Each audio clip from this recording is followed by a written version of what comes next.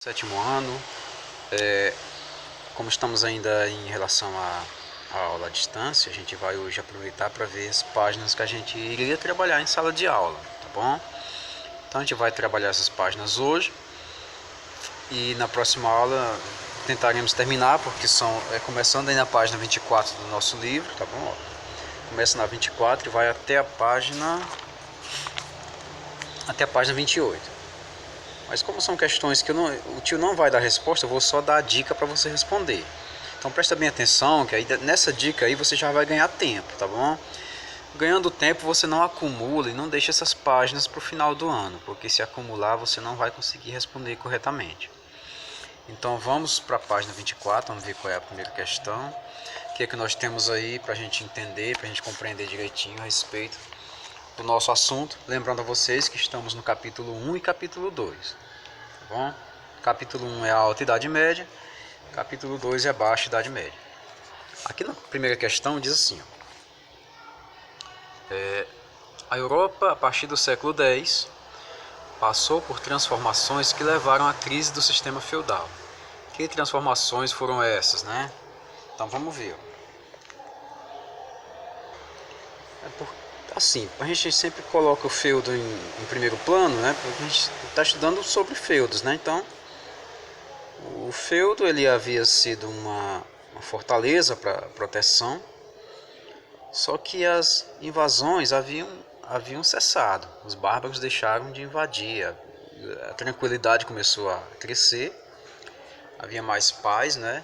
Mais tranquilidade e, consequentemente a isso, novos caminhos foram sendo abertos. Aqui é só você lembrar daquela aula esquema que o tio passou no quadro, aqui também nas videoaulas, que é só revisão, viu? Novos caminhos estavam sendo abertos, né? E esses caminhos proporcionou ao ser humano a descobrir outras maneiras de realizar um comércio, de fortalecer a economia, de ter um feudo vizinho ali para fazer esse intercâmbio econômico e também cultural, né? Começaram a surgir feiras medievais, como nós já havíamos falado, né? Essas feiras cresceram tanto que se tornaram burgos, né? Tornaram burgos, e nesses burgos viveram sociedades que estavam surgindo, como por exemplo os burgueses. Tentem fazer dessa maneira nessa questão, tentem bolar uma resposta com base no que foi explicado em sala de aula. Bom, tenho certeza que todos vocês são capazes de fazer isso e, sendo capazes, vocês vão fazer as respostas maravilhosas que o tio sempre espera que vocês façam, tá bom, gente? Depois dos burgos, eles acabaram se envolvendo num movimento chamado Cruzadas. Essas cruzadas tinham a intenção de chegar até o Oriente para libertar a cidade santa de Jerusalém, que estava em poder dos árabes, né? Jerusalém, que estava em poder dos árabes. Mas a intenção também era fazer um intercâmbio com o Oriente e buscar conhecer melhor e realizar um comércio. Aí eles acabaram descobrindo as especiarias.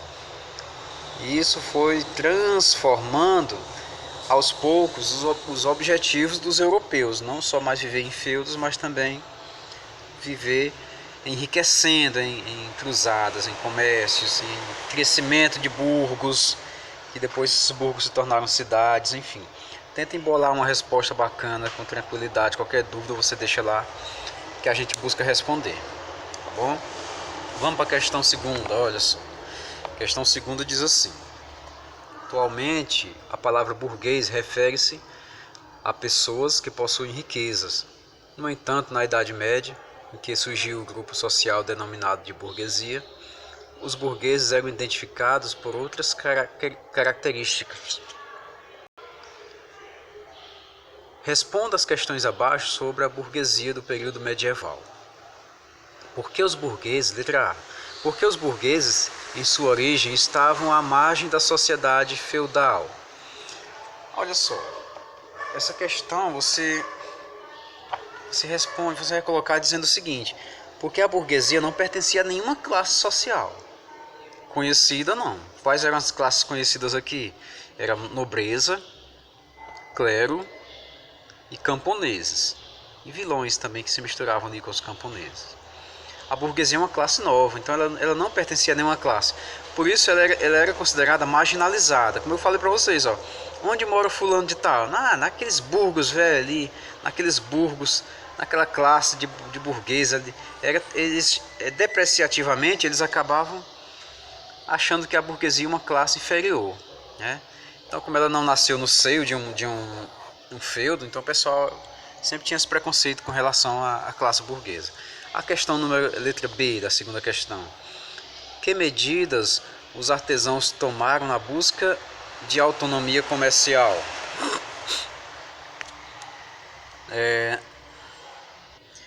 A palavra-chave aí digamos, união, né? Porque assim, os artesãos, assim como outros trabalhadores, como engenheiros, construtores de castelo, enfim, eles precisavam se unir.